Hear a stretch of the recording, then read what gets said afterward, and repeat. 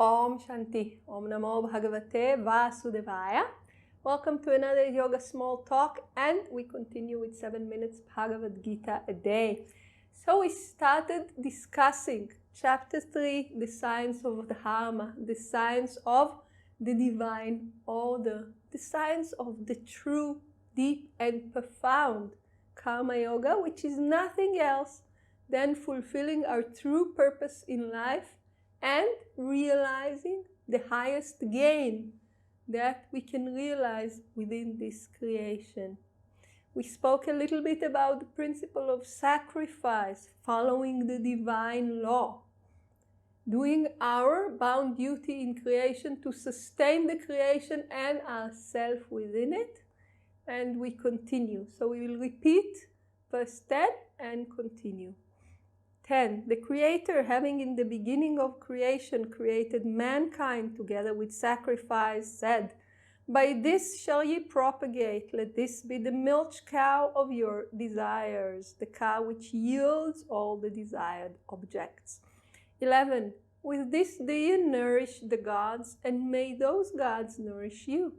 Thus nourishing one another, ye shall attain to the highest good.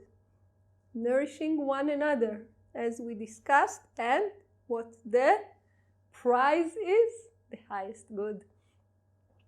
12. The gods nourished by the sacrifice will give you the desired objects. So, he who enjoys the objects given by the gods without offering in return to them is verily a thief. This is very beautiful.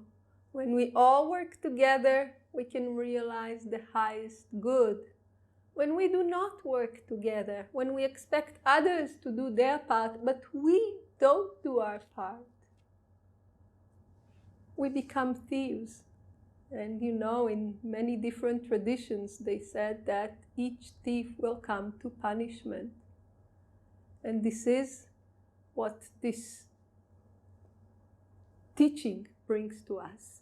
So, to understand this a little further, we need to go a little bit back and understand some principles that related to ancient India.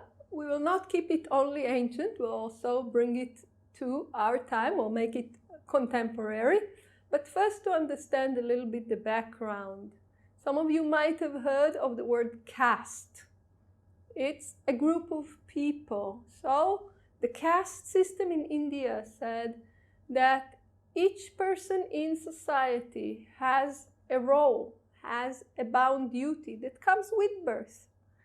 That this is their job in creation.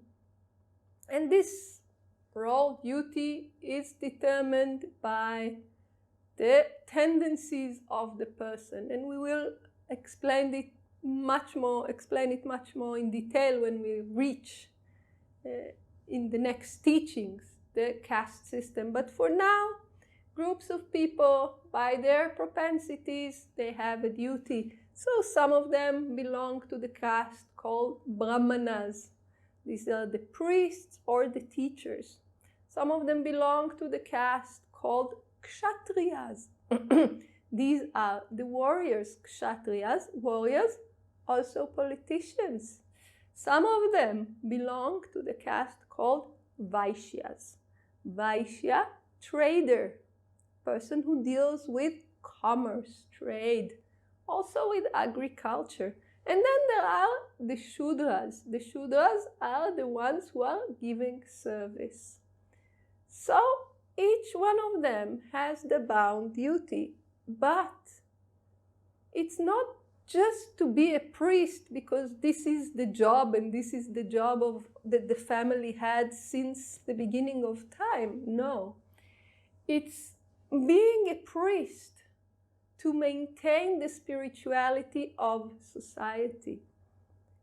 Being a teacher to maintain the knowledge and morality of people.